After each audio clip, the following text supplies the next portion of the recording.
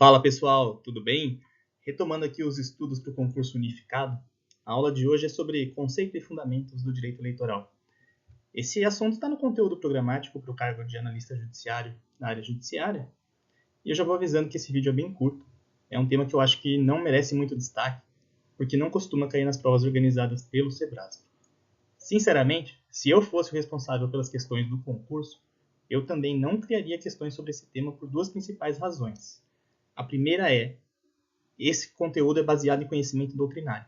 Toda essa parte de conceitos, fontes, princípios do direito eleitoral pode variar bastante a depender do autor que você está usando como base, e isso pode gerar algum tipo de anulação da questão lá na frente.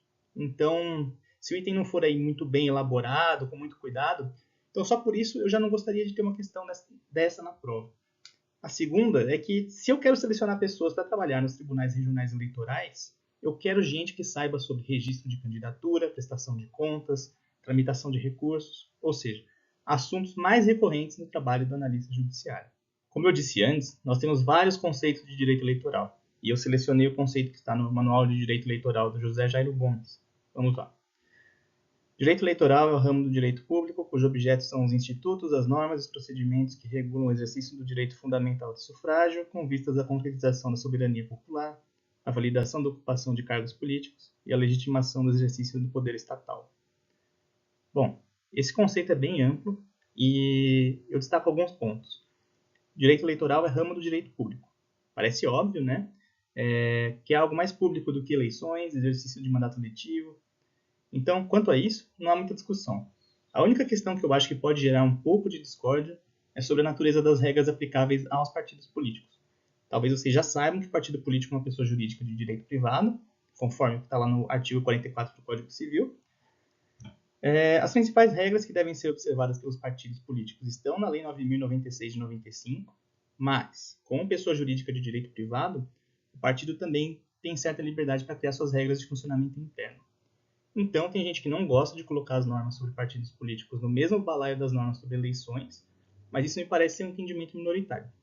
De qualquer modo, prosseguindo aqui no conceito de direito eleitoral que está aí na tela, o direito eleitoral tem como objeto as normas e procedimentos que regulam o exercício do direito fundamental de sufrágio.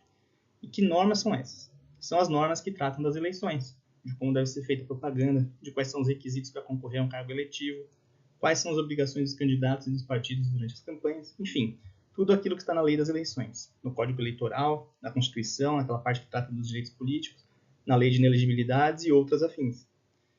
Por fim, o conceito também traz a finalidade dessas regras, isso é, concretizar a soberania popular, validar a ocupação dos cargos políticos e legitimar o exercício do poder estatal.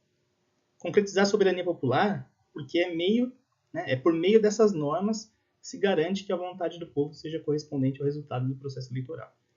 Validar a ocupação de cargos políticos porque o cumprimento dessas normas atesta que aquele político foi submetido regularmente ao processo eleitoral. E legitimar o exercício do poder estatal porque a existência desse processo eleitoral regrado é um indicativo de que a escolha dos eleitos não é arbitrária, que respeita as regras estabelecidas e, portanto, permitindo ao povo aceitar o governo dos eleitos. Eu sei o que você está pensando. Eu falei do conceito e agora eu tenho que falar dos fundamentos do direito eleitoral, porque é assim que está no edital. Então, pessoal, o próprio conceito já traz implícitos os fundamentos. Mas como os conceitos podem variar bastante, os fundamentos também. Então eu listei 4 fundamentos que servem só como um norte, não tem nenhuma pretensão de esgotar o tema. Então, vai lá. Democracia, legitimidade, representatividade e igualdade de oportunidades. Democracia porque o regime democrático a que estamos submetidos já determina a realização de eleições periódicas. Legitimidade porque o processo eleitoral promove essa aceitação do governo dos eleitos. Representatividade porque as normas do processo eleitoral devem contemplar as diferentes perspectivas na sociedade, ou seja, o tal do pluralismo político, que a gente pode substituir também por pluralismo político. E a igualdade de oportunidades, que as normas do processo eleitoral tentam promover, e a gente vê principalmente nas normas que tratam das regras de financiamento de campanha, abuso de poder econômico, que a ideia é impedir que aqueles candidatos que tenham maior acesso a recursos convertam esse poder econômico em vantagens na corrida eleitoral. Agora vamos a uma questão sobre o assunto. Eu separei esse item que apareceu lá na prova do TRE do Rio Grande do Sul em 2015. O direito eleitoral, precisamente, dedica-se ao estudo das normas e procedimentos que organizam e disciplinam o exercício do poder de sufrágio popular, de modo que se estabeleça a precisa equação entre a vontade do povo e a atividade governamental, certo ou errado. O item está correto. Vejam que o conceito trazido na questão é bem parecido com o que nós vimos anteriormente. Ele faz referência ao objeto do direito eleitoral como sendo o estudo das normas e procedimentos que organizam e disciplinam o exercício do sufrágio. A única diferença em terminologia é que o conceito lá do José Jairo Gomes fala em direito de sufrágio e o conceito que o Sebrasp usou fala em poder de sufrágio. Mas isso não prejudica a questão. Se cair poder de sufrágio na sua prova, pode marcar como correto. Se cair direito de sufrágio, também pode marcar como correto. E, no fim, o conceito fala em equação entre a vontade do povo e a atividade governamental. Isso é, com outras palavras, dizer que trata-se do exercício da legitimação do poder estatal.